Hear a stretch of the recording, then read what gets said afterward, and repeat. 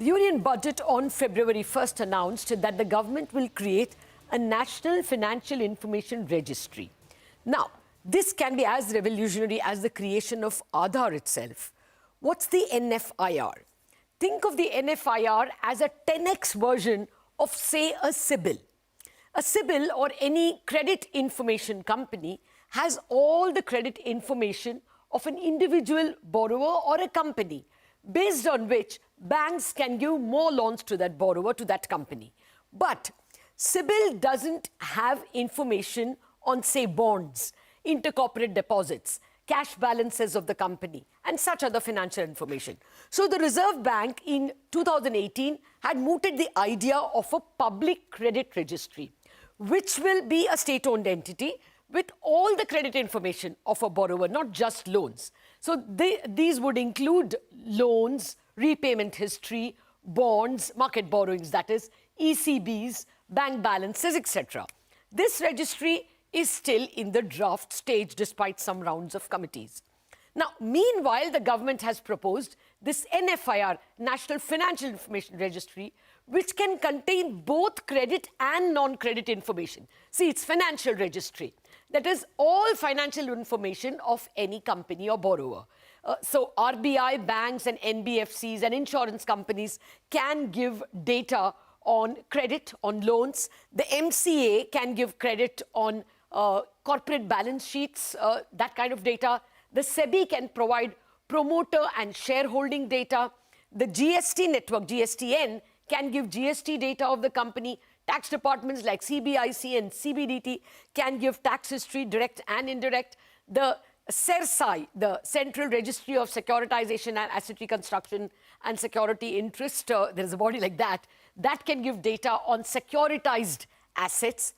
In short, the government and lenders can get a 360-degree perspective of a borrower. That's from a macro end. This also helps the government to make good macro policies, just as it helps a lender to make good micro policies. And finally, the data will not be given without the permission of the borrowing company or the person who's borrowing. Now, to discuss how to go about this, I have with me people who are eminent in this subject.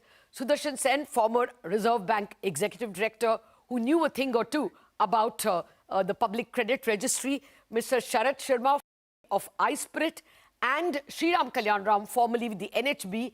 Both of them were part of a high-level committee that advised the Reserve Bank on how to create the Public Credit Registry, which the RBI had mooted in 2018. Okay, gentlemen, thank you very much for joining me today. Mr. Sen, if I may start with you, the first question is, where does the government start? Should it start by mandating all these agencies to give up their data? Well, before these agencies give up their data, so to speak. So, the point is there'll be the need for many legislative changes also in enabling, I think, some of these agencies, because the scope of the NFIR, mind you, it is the National Financial Information Registry, whereas earlier we were talking about a public credit registry. So clearly the ambit of information, the scope of information goes beyond just credit, but other kinds of financial information. So I think a lot of legislative changes will be needed to enable different, regulatory data sets and various other data sets already in existence to mesh with the proposed database of the National Financial Information Registry. Okay. But Mr. Sen, do you think it would have been a better idea to go with the Public Credit Registry first and then expand it to National Financial Registry? Should we still pursue the old Reserve Bank idea? See, first of all, I think, even the original recommendation, my colleagues on the panel will, comment on this further. They did envisage going beyond just credit information. there to enrich the data to really enable a 360-degree view, quote unquote, of the borrower. It was envisaged that a lot of ancillary data, not necessarily pure credit data, will also be obtained. And this is going to be a mega project. It'll have to be done in stages. This is not something that we can just, do it in one stroke. Okay. This needs a phased implementation. It could take a fairly long period to do it, and it has to be, steady, sure and steady. Okay. All right. Let me pursue the same line of thought, though. Mr. Kalyanaraman, do you think it should be first lodged in the Reserve Bank, only simply because it will be more doable, and then take it over to the government, when tax and other things will come in? Absolutely. Thank you, Lada. In fact, the earlier committee's recommendation was clearly that. Because while we just said credit bureau is in the private hands, there will be a lot of resistance if there is a private. So in spite of all the data protection and data privacy policies, it gives everybody tremendous confidence if it is in the hands of a regulator, and a regulator like RBI. So what we sort of envisaged at that point in time is RBI will take the lead and control on it. And wherever is needed, you could get technology help from the private parties where it is needed. That is the whole thing. Okay, got it. Mr. Sharad Sharma, this, while it looks like a legal challenge, I will come to the legal challenges in a minute. It looks like a technologically daunting challenge, because everybody will have data in their own form to make all the data talk one language. Do you think that it's going to be that simple? So let's go back to the principles. First principle: simple systems are elegant systems that follow basic principles. So why do we need this? Because there is information asymmetry. If you have a borrower, providing some information to the lender, they may not provide everything that they should be providing. So therefore, there's a case to be made that in public good, the lender should have access to some information about the borrower, whether or not the borrower wishes to disclose it or not. Okay. So if the borrower wishes to disclose it, RBI and other regulators together have created a wonderful system called the account aggregator, which works on a consent basis. So they can take any financial item that they have and they can share it with the lender absolutely on consent. There is no problem. So first of all, this has to be therefore focused on information that is not available perhaps on consent because it's adversarial information. And this is also important to keep in mind because, this has to conform to the Puttaswamy judgment, a 9-0 judgment, which made privacy a fundamental right and said that there are certain exceptions and it outlined those public good exceptions. So it has to conform to that because that 9-0 judgment is, I'm told by lawyers, deemed to be significant, that it will be part of the fabric of the Constitution and that cannot be overturned by law. Okay. So first is that it has to be limited to only those data sets where there is a public good being served for lending purposes, right? Okay. Because if it's anything else, the consent system of RBI itself will take care of it, right? So that's number one. Number two is that we need information for monitoring purposes. RBI has created a wonderful system, and Mr. Sen can talk more about it, called CRILIC. And the idea was that it will get CRILIC kind system will also get folded into this. And there is a case to be made that for public good purposes, better monitoring is possible. Now, the account aggregator allows for this because at the time of applying for a loan, you give an irrevocable consent for monitoring. And so therefore, if the consent is not being given, you don't give a loan, right? Or if the person is saying, I'm going to give you a revocable consent, you say your risk is higher, I'll give you a loan only at a higher interest rate. There again, for monitoring, we have to figure out what would meet the criteria of a public good, right? Yeah. The last thing, which is not mentioned here and which is perhaps the most important, as we go to cash flow lending, we need to be able to report new loans or new credit instruments in a matter of seconds. Yeah. Because if I'm a small MSME and I'm financing my cash flow and I've applied to many lenders today at 4 p.m.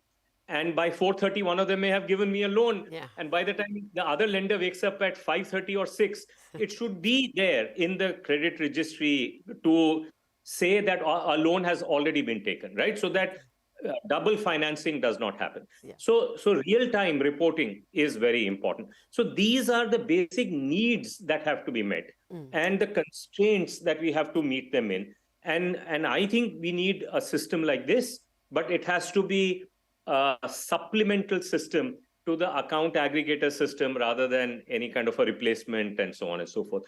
I have more to say on this, but I'll come back. Yeah, because I will want to ask what will be the relation between the two. You know, there's already a CIBIL and other, credit information companies. There is already account aggregator. So how will the regulatory architecture, who reports to whom, which are the new pieces to be added, how will they talk to one another will be a question. But I think I jumped the gun. I should have asked you all first, why do we need it at all?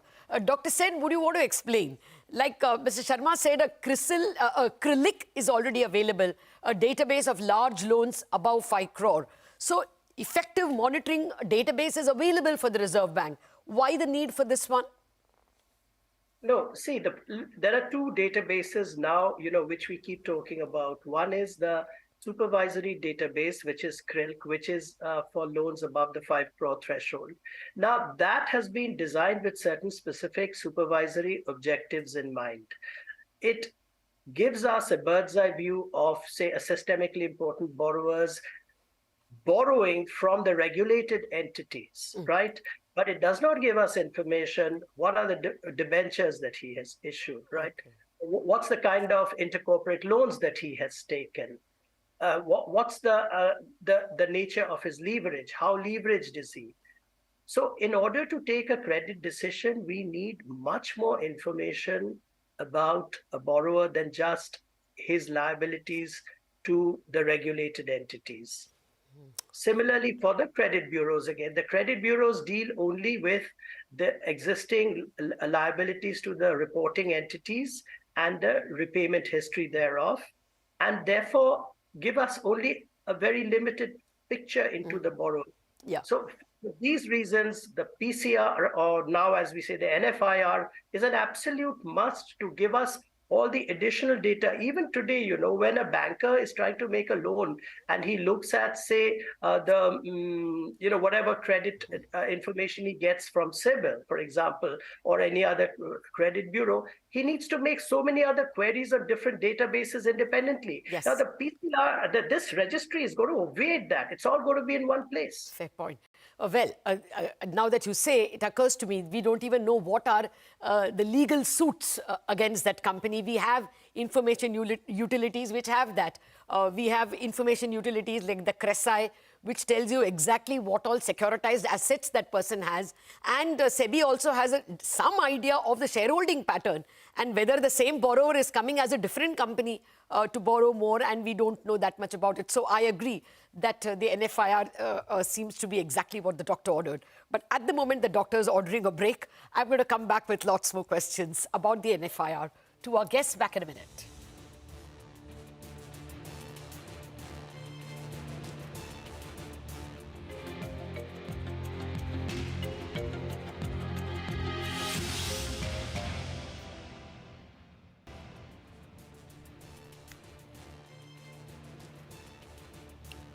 Welcome back. We've been speaking about the proposed National Financial Information Registry, which the budget said the government intends to create. A kind of a parent of this is the Public Credit Registry, which the Reserve Bank tried to create.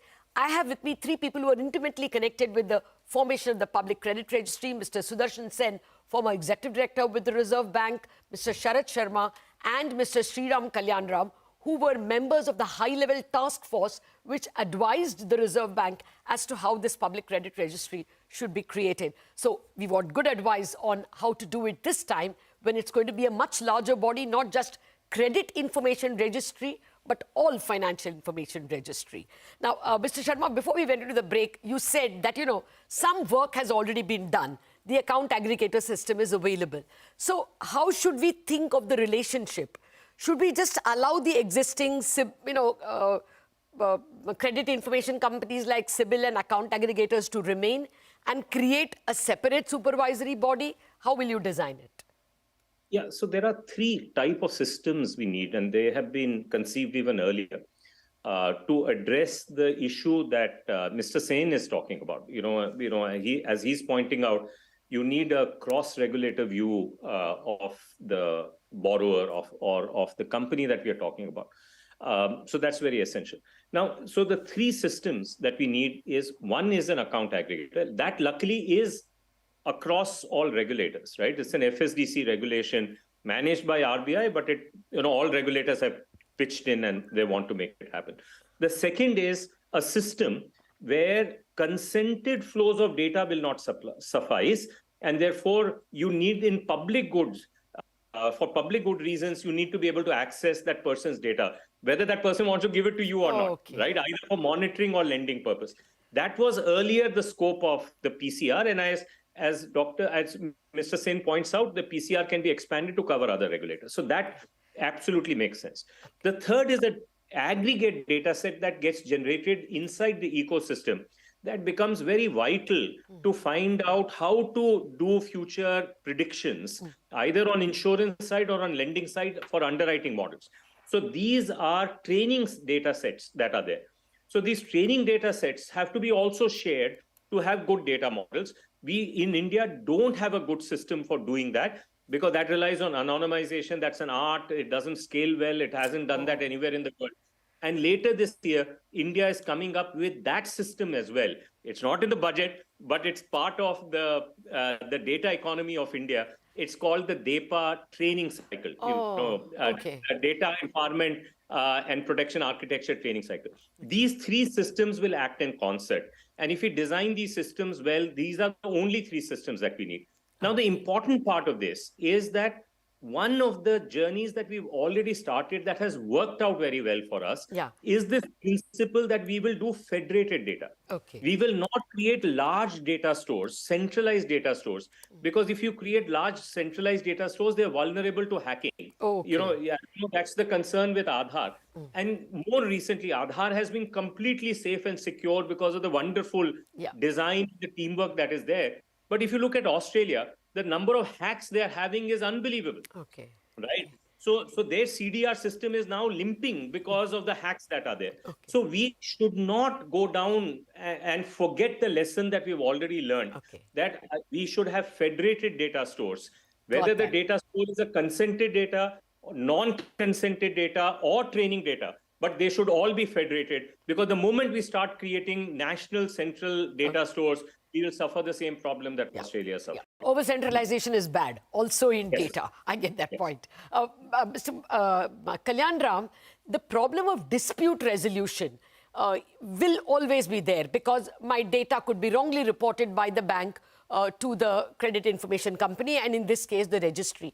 I'm telling you from personal example that I paid off a 20-year loan in 4 years, but the bank made a mistake. I won't name names. The bank made an error when I, 7-8 years later, went for another loan, which I didn't really need. I was actually trying to examine, how much, if I need. And that person told me that the CIBIL is reporting that you defaulted. And because I'm a banking reporter, I could get it immediately resolved, actually in a matter of hours. But now you think of a public registry. Somebody has misreported. Here it was at least a semi-private company, so I could get it done quickly. Will this not be a huge problem if it is a public company? Should we think of other structures? Right. I will come to that, Lada. Before that, let me just rewind a little bit to your last question, where you had said how this data will be accessed. Even today, and Sharad will vouch for it, all the SME lending, most of them have intermediaries who access most of the data from MCA, from GSTN, from CERSAI even, and give it in an aggregate form. While it is on consent and data is probably limited. So while we take that, we have already have an example of these data being analyzed, done, and decisions being taken. Though I would put it's probably about 180 degrees and not 360 degrees. Number one. So when Sharad says he will do federated data and probably cover everything, it's absolutely not an impossible task as we make it out to be. It is definitely possible. And today, the technology developments have clearly proved that. Okay. That's number two. As to your question, yes, that reminds. In fact, I myself am a sufferer in a couple of trains. Because of the process where we go back, the credit bureaus have to go back to the banks. Many banks do not respond when it is individual. So, but that is why precisely the Reserve Bank brought in an ombudsman scheme, right? If it works so well with all the private sector players, then there need not be a ombudsman. Now, that is going to remind a little bit, be it a private sector or a public sector. We think a little more. Why should somebody have 15 days to correct the data? Yeah. If my data is wrong and there is an appeal, especially, I presume we would start with SMEs and companies first rather than into individuals. So it's very easy to go back and verify because all this data are lying somewhere or other in the system. It's not as if, so immediately go and verify and probably correct it in 3 to 4. Okay. That should be the thinking and not give a 15-day or a 30-day window to correct it. Okay. Third, just let me complete. The corporates, as I say, and the MSPs will also have a little more say in pushing you rather than an individual. Today, you have if you are an ordinary citizen, to push it through a credit bureau and a bank is a little tougher because you have other things to do. You can only write mails or write letters. Things will be a little different. So I don't think it's going to make a difference whether it is a private sector or whether it is going to be under RBI. Yeah. But having said it, we all should be, when we do the design, should be completely aware of this and be super proactive to get this. Okay. Well, now I am being warned that I'm running out of time. So, Mr. Sen, the last question. How much time do you think this will take? Do you look at this as a 5-year plan, 10-year plan, or much earlier? I think of this as an evolution. I would not chase very unrealistic deadlines. Because credibility is going to be very, very important for this database. We have to work with what we have. Rather than create formats and then ask other related databases to kind of conform to these formats, let's start with what we have. Let's start with the low-hanging fruit. Make that the first stage, and then we build on it over time. This could take 5 years. And let me remind you, the actual operationalization and implementation can take even longer. Like take CERSAI. It took a long time for the KYC updation framework to really stabilize. They had their teething problems. So we have the design issues, which will take time to build layer by layer, after which we'll have the infrastructure issues, after which we will have the implementation issues. So let's not be in a hurry, but let's hasten slowly. That would be my suggestion. Okay. Thank you very much. That looks like a very good plan to be evolutionary and take some steps at a time. And looks like several steps have already been taken. I still worry that what I thought the Public Credit Registry will be round the corner, that didn't happen as quickly. I do hope the NFIR is luckier. Mr. Sharma, Sriram Kalyanaraman and Mr. Sen, thank you very much for enlightening us about something which perhaps will be a part of the public financial framework very soon.